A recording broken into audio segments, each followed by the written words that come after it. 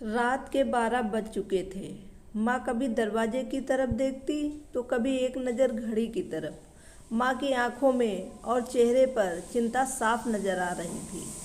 थोड़ी ही देर में दरवाजे की घंटी बजी। माँ ने काफ़ी तेज़ी से दरवाज़ा खोला और सामने बेटे विक्रम और बहू मान्यता को देखकर पूछा, इतनी देर क्यों हो गई? मैं कब से तुम्हारी राह देख रही थी। माँ, मैं अब छोटा नहीं हूँ, तुम मेरी चिंता मत किया करो। विक्रम घर के अंदर प्रवेश करते हुए बोला। बेटा कितना भी बड़ा हो जाए, माँ के लिए छोटा ही रहता है। चलो छोड़ो, हाथ पैर धो लो, मैं तुम्हारे लिए खाना लगा देती हूँ। माँ ने दरवाज़ा बंद करते हुए कहा। माँ जी, हम बाहर से खाना खा के आए हैं, आप खाना खा लीजिए, हम सोने जा रहे हैं, बहू मान्यता ने कहा।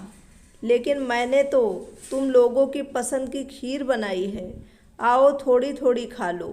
माँ, तुझे एक बार में समझ में नहीं आता क्या? तेरी बहू ने कहा ना, हम बाहर से खा कर आए हैं, क्यों परेशान करती है? जा तू खीर खा ले और सो जा, हमें भी शांति से सोने दे।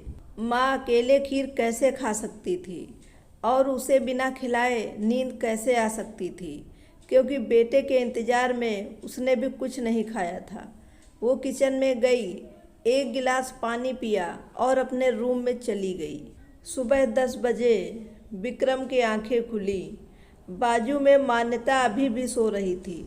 विक्रम हाल में आया तो लैपटॉप के पास रखी एक चिट्ठी पर उसकी नज़र पड़ी। ये चिट्ठी किसकी हो सकती है, ये देखने के लिए उसने चिट्ठी खोलकर पढ़ना शुरू किया। मेरे लाल, तू सोच रहा होगा कि एक ही घर में रहते हुए ये चिट्ठी क्यों? मैं तुझे बोलकर भी ये बता सकती थी। हाँ, बता सकती थी, अगर तू मेरी बातें सुनना चाहता तो। किसी एक्सप्रेस गाड़ी की तरह तू आता है और कुछ ही पलों में निकल जाता है। खैर वो सब जाने दो, कल तुम्हारा जन्मदिन था, इसलिए मैंने खीर बनाई थी। सोचा कम से कम आज के दिन साथ में बैठकर खाना खाएंगे।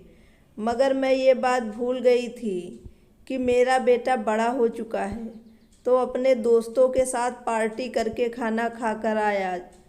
चलो, मुझे इस बात की खुशी हुई। मेरी दवाइयाँ ख़त्म हो गई हैं।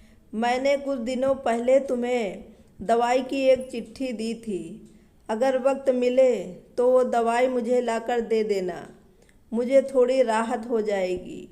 विक्रम को याद आया कि 4-5 दिन पहले माँ ने एक दवाई की चिट्ठी दी थी। उसने अपने ऑफिस के बैग में जाकर उस चिट्ठी को तलाशा और उसे खोल कर देखा। उसमें लिखा था, मुझे ऐसी दवाई लाकर दो जिससे मैं अपने बेटे को भुला सकूं। विक्रम को रियलाइज हुआ कि मुझसे बहुत बड़ी गलती हो गई है। उसकी आंखें नम हो गईं।